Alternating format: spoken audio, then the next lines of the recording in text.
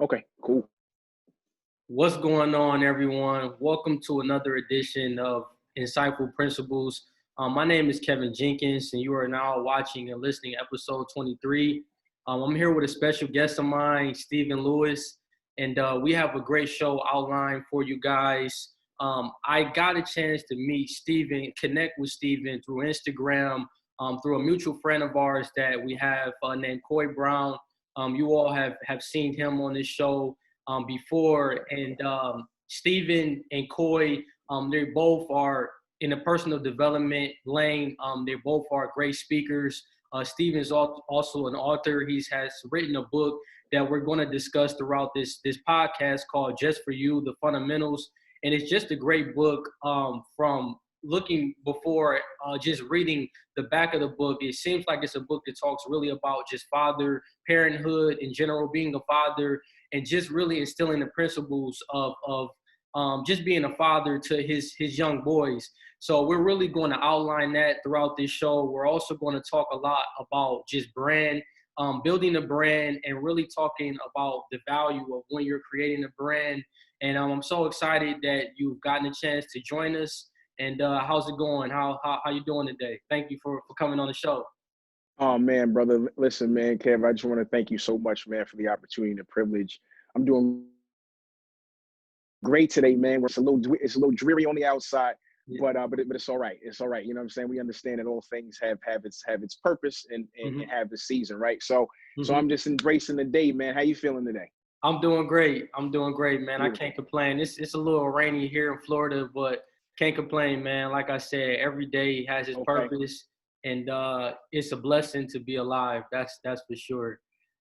So I wanted Absolutely. to start this Absolutely, brother. conversation.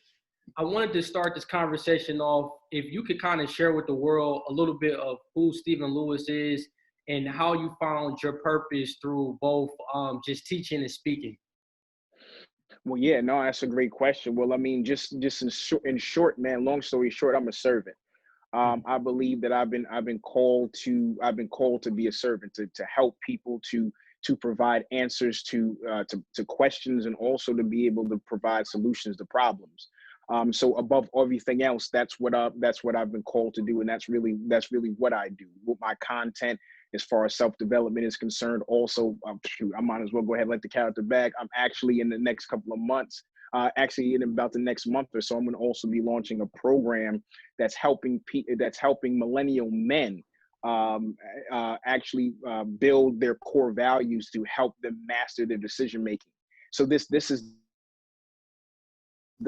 really the crux of a lot of the things that I've done. So on top of all of that, the speaker, the author, and all that, and just being a problem solver, I practice those problem solving skills with my three children and Mm-hmm. my beautiful wife on a daily basis. You know what I'm saying? So I'm Mm-hmm. also a husband. I'm also a Mm-hmm. father of three beautiful children. So I'm just really grateful. And to the second part of your question, purpose found me, bro. If I'm honest with you, it's interesting, man, that I often joke around because it's interesting that the very same thing that I used to get in trouble for in school Mm-hmm. is the same thing now that people come to me for.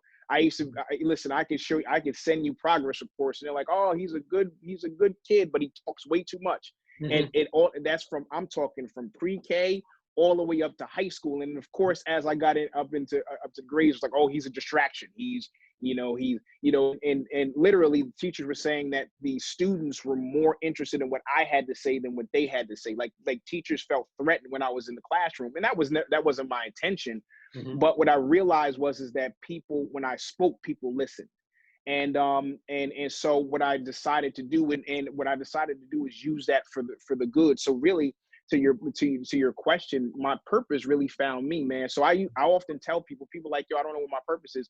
What have you been doing, and that you kind of that you're good at without having to really put a lot of time and energy into, Mm-hmm. like, you're just natural to box.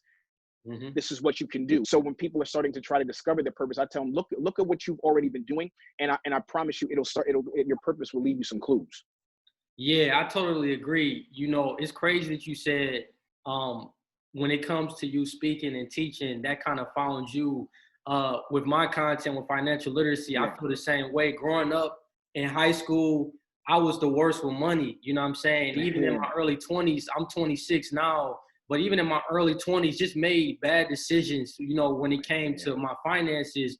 And really with me wanting to get on track with wanting to be more financially literate and being able to invest and create wealth for myself, that's kind of how, you know, it's crazy how purpose sometimes it just finds you. And kind of like what you said, you know, what is it something that you're genuinely have an interest in that you can just do naturally? And I think as I kind of going through my experiences, I realized that I had a great just knowledge when it came to finance. So it's crazy, man. I feel the exact same way as far as my journey and what I'm going through with my content.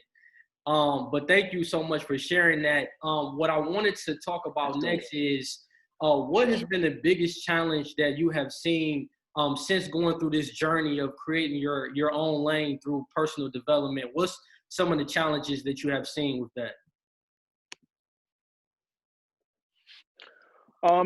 There's many, right? You have what my guy Mario Armstrong calls the imposter syndrome, right? Where you kind of put yourself out there, but you question, well, who's going to listen to me, right? Like, you know, what expertise do I really have? I didn't go to school for this. I don't have letters behind my name. I don't have all of the credentials, quote unquote, to kind of be in a space where I'm telling people how or teaching people how to develop. You know, that imposter syndrome is this idea that you don't have, you should not be what you're proclaiming. You shouldn't really be what it is that you're reaching towards. And for me, I've struggled with that. And if I'm totally transparent, I still suffer from that from time to time, even right now. You know what I mean? Like, you know, who's gonna really listen to what it is that I have to say? And you know, because I don't necessarily have the credentials. But so overcoming that has been something that has been really challenging for me. And some of the things that I have done in order to do that is to realize, like, you have to, a lot of the times we forget what we've done in the past. And I think what I had to do is I had to remind myself, like, I've always been coaching and counseling and speaking. Like, this is what I've always been doing. You know what I'm saying? Like, this is something that I've always been doing. This is something that I mean, for the good majority of my life. And people constantly have come to me over the years. And I mean, you know, before I actually was going to make it into a business, but I'm counseling people forever. People's always, I mean, since I was in elementary and high school, Cash was coming and asking me for advice. Of course, the stuff that they was asking me advice for was different back then than it is now. The thing about it is that we have to, I have to remind myself every day, like, no, this is your gift. This is your calling. So yeah, you might not necessarily feel that you may feel inadequate, but no, this is what you've been called to. Like, this is what God has placed you on this earth for. So there's no reason for me to start looking at myself and where I fall short. I need to just make sure that I stay in pocket and stay in lane where it is that what it is that I've been called to, and everything else will work itself out. Everything is a learning process. Every single person, every single level of your life, you're going to be a rookie all over again. And that's the beauty of your journey of your life. You know what I mean? You get to a certain point, you get good at it, and now you challenge yourself to do something else. So now you're doing something else that you don't really know too much about, but now the beauty of it is that you have the opportunity to learn something else, to learn a new skill set that you can use to then serve a lot of people. You know what I mean? So that's the way I look at it. So yeah, I definitely agree. When it comes to the imposter syndrome, I think that was a challenge that I experienced as well when I first got into creating content on Instagram, YouTube. You know, we do kind of listen to that noise in our head sometimes when we feel like we're not adequate to walk down whatever journey that we want to walk on. But kind of like you hit it right on the head when you said it's about the purpose that what God has called you to do, and you can't really get so focused on, you know, doubting yourself. You have to have that confidence knowing that you can do it. You have all the necessary gifts to be able to walk in the vision that God has called you for. So I think that was so great because we all experience that. I do as well. But I think the fear of that, you have to, the repetition and the consistency of trusting your process and not really doubting yourself and having confidence over your doubts, that's what kind of gets you over the hump. So I think we all experience that throughout our journey as becoming entrepreneurs and being successful entrepreneurs. Now, I wanted to. Oh, go ahead. Did you have anything else? If I could just piggyback on that, man. I think you're absolutely right. And what's also important, what you said is so important. And I just want to make sure that sinks in and lands to the listeners. Mm-hmm. The only way that you're going to get past that is practice. You have to practice, right? Mm-hmm. And with practice, the more you practice something, the better you become and the more your confidence will build, right? Mm-hmm. Confidence is something that you have to practice. Mm-hmm. Like the imposter syndrome is as we talked about with the imposter syndrome, for me personally, I feel more confident because I get in front of my camera pretty every day, and I just talk. You know what I mean? I started a wake-up show, a live wake-up show, 7:15 in the morning, where I get up and I get on Monday through Friday at 7:15 in the morning, and I just talk about whatever topic that pops up. Why? Because that is giving me the confidence that I need to be that's giving me the confidence, that's giving me the exercise, the practice for me to build my confidence in my speaking and my ability to teach and communicate. Mm-hmm. So the only way that you're going to be able to get over some of these hurdles is by practicing and getting better. And as you practice, as you said, your confidence builds, mm-hmm. and then you're able to now overcome some of those self-doubt and those challenges that are going to arise on your journey. So that's great. That was a great point. No, I totally agree. So I wanted to talk about the book that you wrote, Just For You, The Fundamentals. Can you kind of speak on just that process of writing your first book? You know, how was that process? And how did it kind of fall upon you to want to write a book? So now that's another great question. So if I'm honest, man, it was never intended to be a book. So mm-hmm. I have 3 children now. At the time, I had 2 boys, and at the time, I just had my 2 sons, and my daughter has since come into the picture. And so basically, what I was doing, man, and I mean, not to sound morbid, but I just had the thought, like, man, what if I died?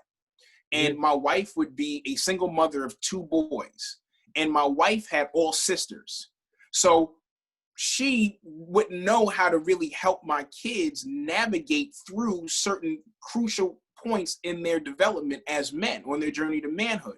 Mm-hmm. So I was like, well, you know what? I've learned a lot of things, and I just thought it would be cool for them to have something in my own voice, just kind of speaking to some of the things that I was able to overcome and lessons that I've learned up to that particular point in time in my journey. Mm-hmm. So I had one of those little marble composition notebooks, and I just started writing, little notes to them. Really, that's how it started. Mm-hmm. And I maybe over the course of maybe about 1.5 years or 2 years, I would wake up every single morning about 3:30, 4 o'clock in the morning. I would have my prayer and devotion time, just really kind of connecting with God. Mm-hmm. And I was doing this for about 1.5 years, about 1.5 years, close to 2 years. And one day during my devotional time, I literally felt the Spirit like, yo, you're going to turn this into a book. And I'm like, huh? A book? Me? You know what I'm saying? Like, no, that's not what I do. You know what I'm saying? Like, I don't know the first thing about publishing a book. I don't know anybody who's written a book. Like, what you mean what you mean that this is going to be a book? Mm-hmm. So fast forward, I just continue to write it. Again, the imposter syndrome, like, hold on, like, this is not a skill set of mine. Like, how, you know what I mean? I have no idea. I have nothing in this particular area. So at that time, I happen to have been on I had just joined a men's prayer call every single morning, and we had a group chat. So I was like, yo, I felt impressed to just put the text out in our group chat, and I said, hey, brothers, I have this idea for a book. I'm almost finished with this manuscript that I've been writing over the last 1.5 years or so.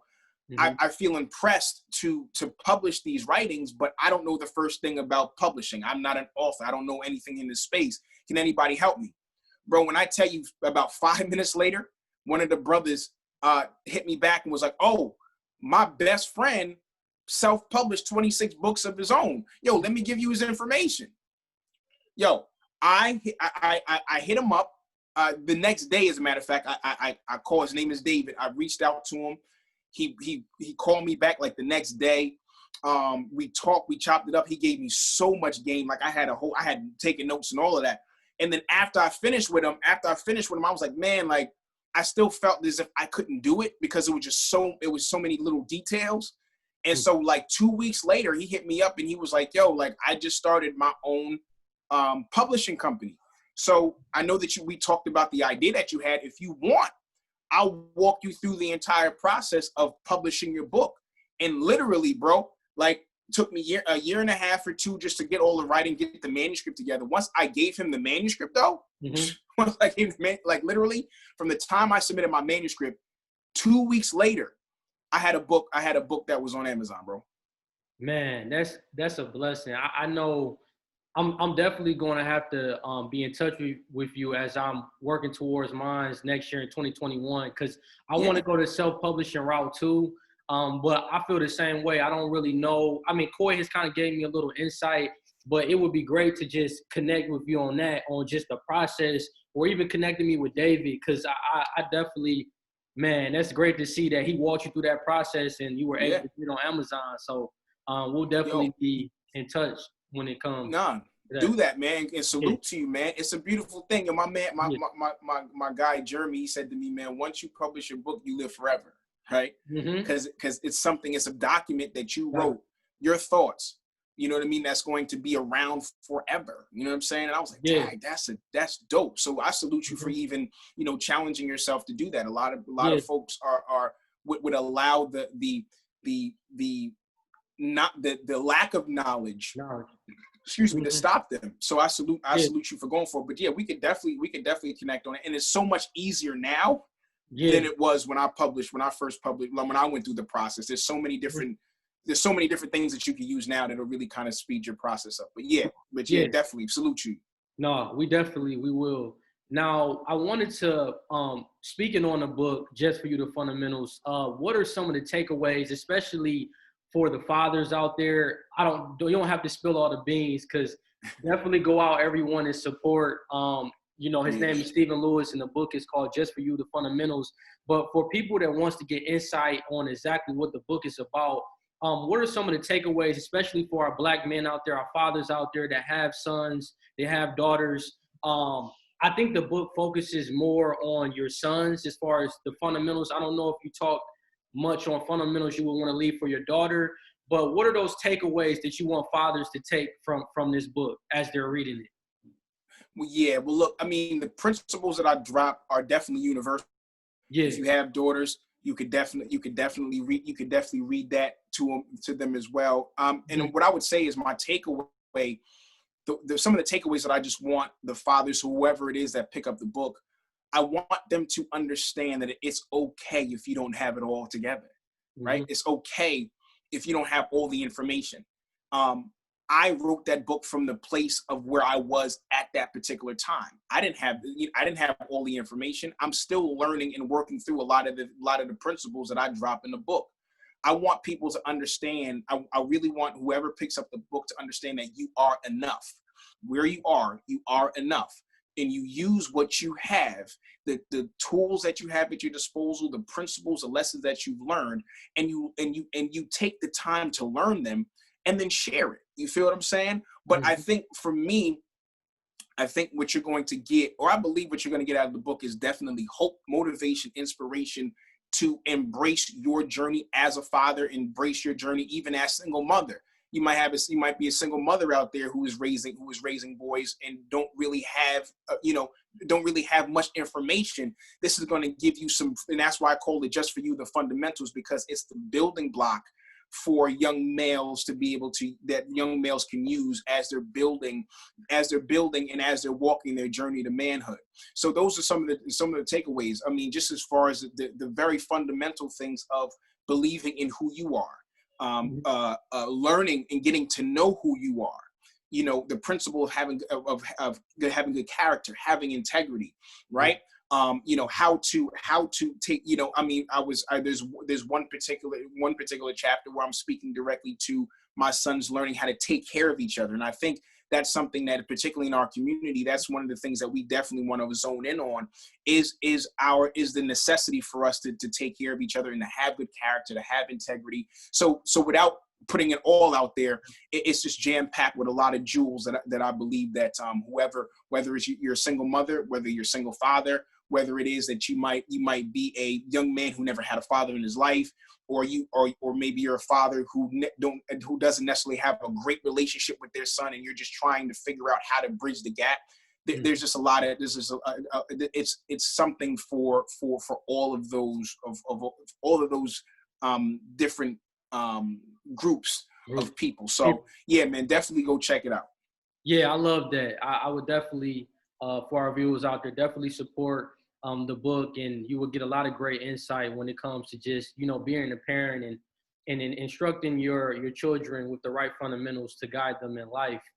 So I wanted to transition this conversation and really talk about the importance of building a brand, specifically, a personal or a business brand.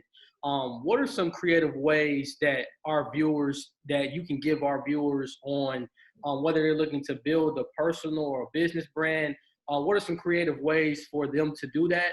And what are some strategies that you have used with I Am Pop? For those that may not know what the POP acronym stands for, if you could explain that as well, that would be great. Oh, for sure. So yeah, so the I Am POP, POP stands for passionately on purpose.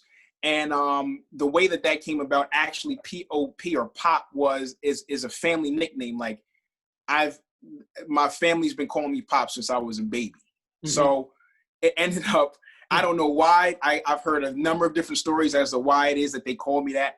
Mm-hmm. But I mean, literally up into my adulthood is literally like, to this day, they still call me that. Mm-hmm. So it's so interesting how, I became a Pops, so to speak, right? It mm-hmm. kind of became a name that kind of transitioned with me as I grew.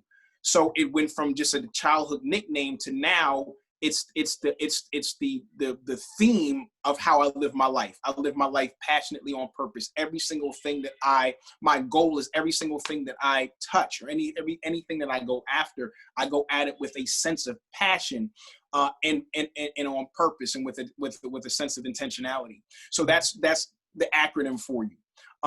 But into your question, as far as the branding, I think whether you know it or not, whether you do it for business or not, you are a brand, mm-hmm. right?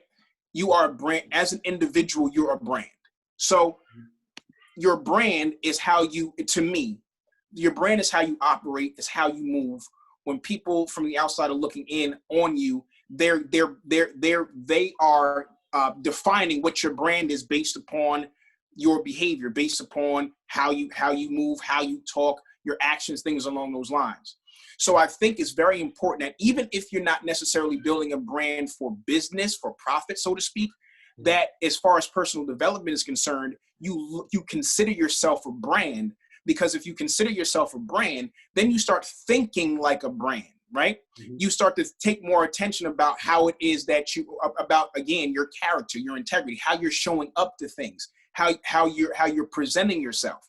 So you start to kind of think along the lines of a brand or a company, even if that's not your goal. But I would advise everyone to begin to look at yourself as a brand, because you are.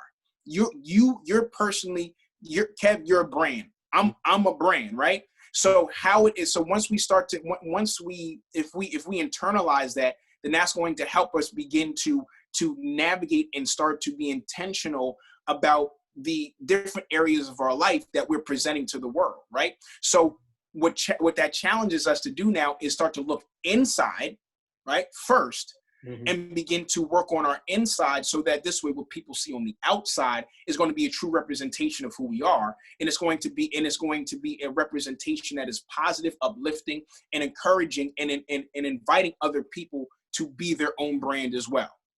Mm-hmm. Yeah, I totally agree, man.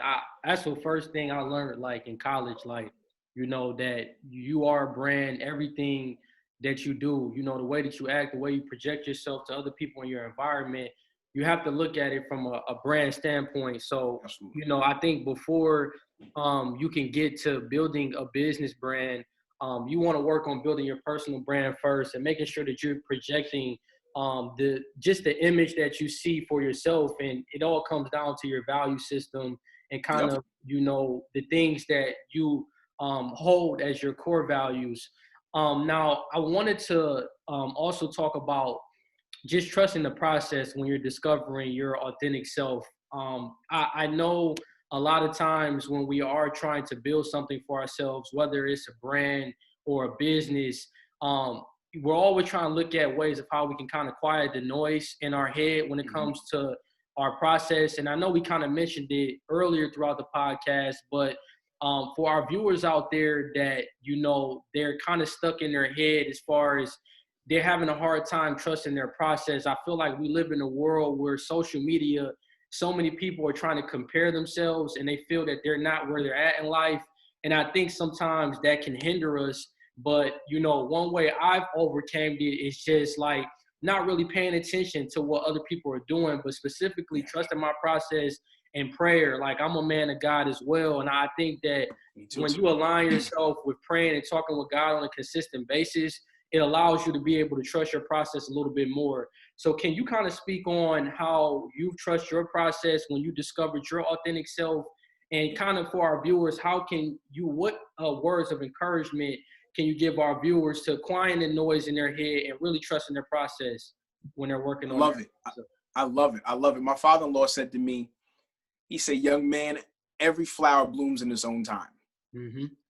And that blew my mind because it's so simplistic, but it's so profound at the same time. Mm-hmm. And that's what I've carried with me in my process and in my self-discovery. I've realized that, look, everybody don't grow at the same rate. Mm-hmm. Everybody don't like the same type of food. Mm-hmm. Everybody don't like the same type of drink. You feel what I'm saying? Yeah. So the thing about it is that you're an individual, and that's something to celebrate. Mm-hmm. For me, I realized, or what's been amazing for me is realizing that I was chosen out of 400 million. Like, my creator chose me out of 400 million. Like, there was a whole bunch of other options, right? But I'm the one who made it. So the reason why that's important is because first and foremost, you have to realize that you have value. So the reason why you're here is because you have a purpose. And the purpose that you have is intricate and important to the bigger scheme of what God is doing on a total scale. So I'm in belief that there is a specific space in the universe specifically for you that only you can fill. So you understanding that off the bat, now all you have to do is now figure out what that purpose is, and ride that thing and allow God to manifest what he's going to manifest through you in that gift. So for me, trusting the process, once I realized that I have value and I have a purpose, and that my purpose is not based upon what everybody else says and what social media says and what other people define success is, when I realized that I had purpose before I was even born, right? That did it for me. So what I would say is, and for you to trust your process, first understand that you have value. First understand that you're here for a purpose, right? And now you have the privilege and opportunity to now discover along the way what it is that purpose is, right? So we cannot base what we do on what someone else is doing. So you have I look at it like this, and you mentioned core values. For me, what I had to do is I had to chart my location. So it's funny, we just came back from a family vacation, right?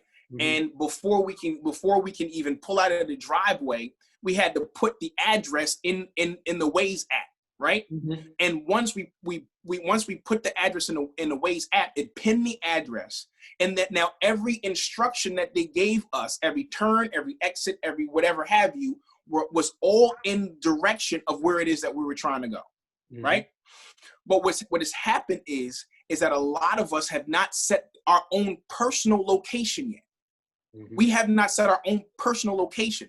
So it's easy for us to compare ourselves or to look at other people and what they have and be distracted, because when you don't know where you're going, every place looks okay, right? So what I would say first is in your process, you have to first locate where it is that you want to go. And then I like to call your value system or your core beliefs or your core values as a directions that should navigate you to that space. And once you have pinpointed your location, and once you have developed your core values, which is the direction to get you there, then you really don't have the time to compare to anybody else or to look at anybody else's process, because you don't know where their location is. You feel what I'm saying? You going to South Carolina, they might be going to Alabama somewhere. You know what I mean? So I think it's important for us to just realize that in the process, there's going to be levels to it. And also, while you're trying to get from who you are now to who you dream of being, understand that there are so many different lessons and things that you're going to have to learn along the way. So you have to give yourself grace. You have to give yourself the room to be able to grow, to be able to make mistakes, to be able to fall. And you have to have the courage enough to get up and say, you know what, even though I'm not where I want to be yet, I'm on the way. And we need to be cool with trusting the fact that we are on our way. Yeah, I love that. I think grace is spot on. You have to give yourself the grace to know that you're going to fall, but always continue to encourage yourself to get back up and try again. Like we said at the beginning about the consistency and the repetition, the more you do it, the more times you practice, the more confident you will get. And that's going to allow you to be able to trust your process even more. But I think that what you said about knowing your location and knowing and understanding, I kind of look at a map as your plan of instructions, kind of your plan in life. You have to have a plan. And when you have that plan, as long as you continue to keep God close to you, it's no reason why it won't happen for you. And you have to trust in God's time. And I think a lot of times we try to go on off of our own time, but only the Creator is going to open the door when he feels the door needs to be open, or when he feels you're ready for whatever dream or vision you have for yourself. So I think that was great. I think think about this, man. If you've never been in the gym before, and you go the first time you step foot in the gym, you're not going to get on the bench and try to bench 450 pounds. You're not going to do that. You know what I'm saying? You have to. You're not going to do that. That just doesn't make any sense. That's going to literally crush you. And to your point, it's so imperative that you made that point, because the thing that you may want right now, if you don't trust the process is there to define you, is to refine you, and to build up your muscle, so that, because listen, your purpose is heavy. Your purpose is heavy. And I tell this to people all the time. Your purpose is heavy. The responsibility and accountability that comes with your purpose is heavy. And if we don't trust the process and we don't allow the process to define us and strengthen us and build us up in areas where we're going to be strong enough to handle the weight and the responsibility and the accountability of our purpose, then what it is that we want, that looks like a blessing, will automatically become a curse, because we're not strong enough to handle it. Exactly. I couldn't agree more. So I want to, speaking on values and principles, what are some of the principles or values that you stand on with passionately on purpose, and how do those principles help you with your decision-making that you make in your business and also in your personal life? Oh man. So for me, I call it my Fab Four. So it's faith, family, it's fitness, and it's finance. For me, those are my core go-to values. That's my funnel system, right? And so as we discussed, I'm also a man of faith. I go to God first in all things. I go to God first, and then and the way that my or let me just go ahead and break it down. So I'm a man of faith. My family, of course, how I'm showing up for my family, how I'm showing up for my children, how I'm showing up for my wife. Then fitness. Now, when I'm saying fitness, I'm not just talking about weights. I'm talking about mentally fit. I'm talking about spiritually fit. I'm talking about emotionally fit as well, because that is a whole package when we're talking about fitness. And excuse me. And lastly is well, not lastly as far as importance, but it's also finance, right? Because all of these things, as far as I'm a big legacy guy. So for me, legacy is everything. So I understand that passing them on information and knowledge is and know-how is absolutely incredible. But I also have to give them something financially for them to be able to fund their dreams, to be able to fund their plans and things along those lines, and not have to wait on or depend on anybody else in order to do that. So as for me as a father, I believe that is one of my duties, is to make sure that they have what they need mentally, physically, and spiritually, but also financially to be able to push forward. So as far as my decision-making skills, so watch this. I like 2 weeks ago, I read an article and it said the average human being makes something like 35,000 on average, 35,000 decisions a day. Man, 35,000. That's crazy. So crazy. I'm not great at math, never been, but if you do that over a span of a week, that's a whole lot of decisions. So the thing about it is that it's safe to say that a good majority of our life is decision making. And so with my core values, and this is why I preach core values, and I'm going to start preaching it a lot more. Imagine if you haven't pinpointed your location. Imagine if you don't have a set of values that help you inform those decisions that you're going to make. Then that means you're literally taking 35,000 shots in the dark. You know what I'm saying? Like with no purpose, with no direction, with no real strategy behind the decisions. So basically, so what ends up happening is now you're making these decisions based on feelings, based on emotions, based on what's happening at that particular time. And the only problem with that is that those things change. You might be happy, and 5 minutes later you sad. Your emotions go up and down. Situations change. So the reason for me, one of the biggest things in my process was self-assessing, and was meaning really looking in the mirror and really getting to know who I was, and really dissecting why I do what I do. Why do I make the decisions that I make? Like I really did a lot. I'm talking like for a few years, I did a lot of work on a lot of what I like to call me work. And what the core values have done for me is it has helped me to now make when I'm making decisions, I'm funneling it through my core values. So first I'm taking it to God. Then I'm saying, okay, how is this decision going to affect my wife? How is it going to affect my children? Right. And so that is that. And I bring it to my wife as well. And I, hey, listen, what do you think about X, Y, and Z? And how is this going to fit how is this going to fit in our family? Like, is this going to elevate us, or is it going to, does it have any chance of potentially harming us? Right. And then we go down to the fitness. Now, as far as on an emotional level, as far as on a spiritual level, I'm big on character and integrity. That's another value of mine that's kind of mixed into my core values. So I have to ask myself, is this decision now, is this going to put me in a better spot spiritually? Is it going to put me in a better spot emotionally? Is it going to put me in a better spot, even physically, right? Because all of those things are married. And also when I come down to as far as finances are concerned, what am I going to have to do in how much of a hit is it going to take me in my finances, right? In order for me to be able to do this particular thing or do this thing over here. Can we do it right now? Or do we have to put it off? So I literally have my core value system is like my accountability partner. It makes sure that I'm not just making decisions off the whim, but my decisions are based upon a system of things that I have to run it through. So it's not so it's an informed decision. That's where I want to go.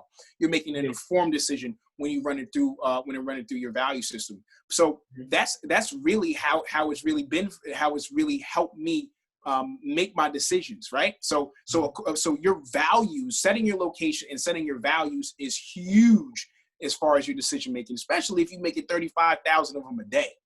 Exactly. I didn't even know that statistic, and I tell everyone all the time that your core values is going to allow you to have a sense of direction and purpose in your life when you can stand on that's your foundation. And it's just like building a house.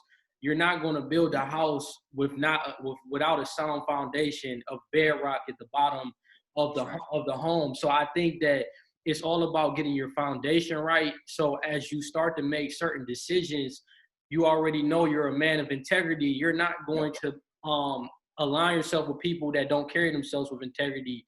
You know, if you're a person that you know you're very precise with getting up early and you want to be on time, you're going to make sure that that's one of your values, that you get up early and that you want to show that you are just accountable when it comes to the things that you have set on your values when you interact with others. So I think the core value system, man, it's the same with me too, man. I think that you hit it spot on. I think family, fitness, finance, and then and faith. Those four are so important, man. And I think when it comes to fitness, a lot of people don't think that it's not just the physical fitness. You got to train your mind as well. The mind is just as important as the body, and the spiritual fitness. I mean, they all interconnect. So I think our viewers can definitely take a lot out of that.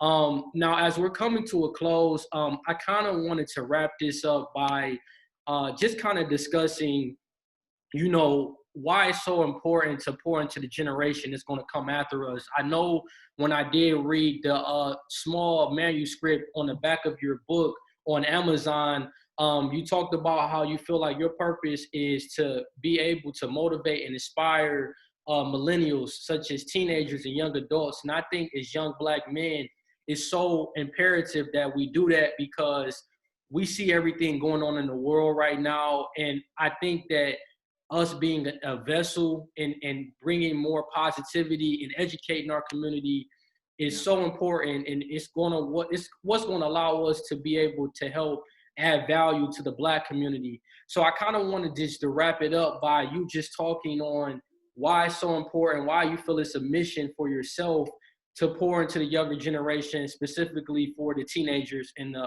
young adults out there. Yeah, no. You know, it's extremely important. And I'm gonna be honest with you, Kev. Like, a couple of years ago, I made up in my mind that I have no choice, right? Because here's the thing. My children are 10, 8, and 3. And the reality of the situation is that at some point in time in their lives, as great a dad as I might be, right? Or that I try to be, they might run into some things where they don't want to necessarily talk to me, right? They might not necessarily lean toward, for whatever reason, right? So for me, it's extremely important that I pour into as many young people as I can and help them to locate, to pinpoint their location, help them to get their core values set up. Why?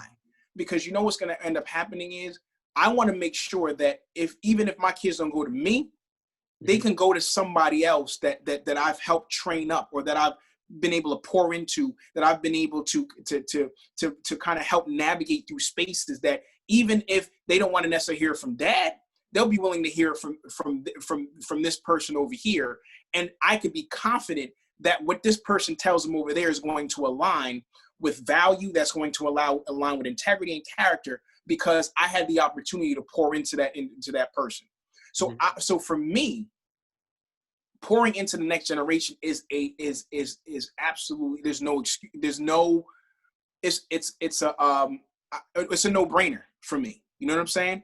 And I think information, the only way, and also to that point, I had so many particularly powerful Black men, from my father, my stepfather, my father-in-law, like, I mean, cousins. Like, I was blessed to have so many strong examples of Black men in my life.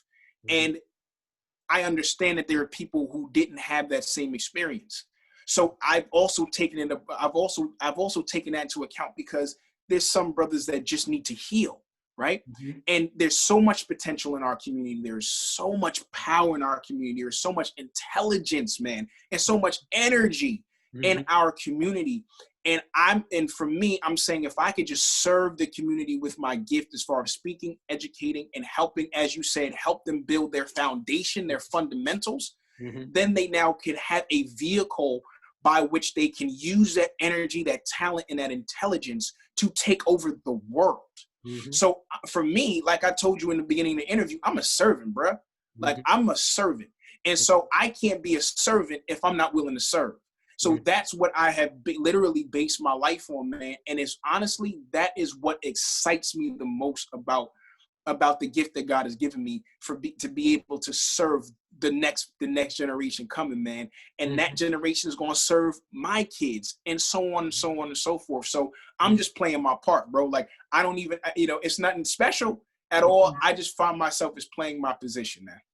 I love that, man. I think that, we placed on this earth to be servants. And, if you read the Bible, I know I read it. I mean, we both read it, but for our viewers out there, reading the Bible, it talks a lot about it, just being a servant. You look at all of God's disciples, they truly were servants on this earth.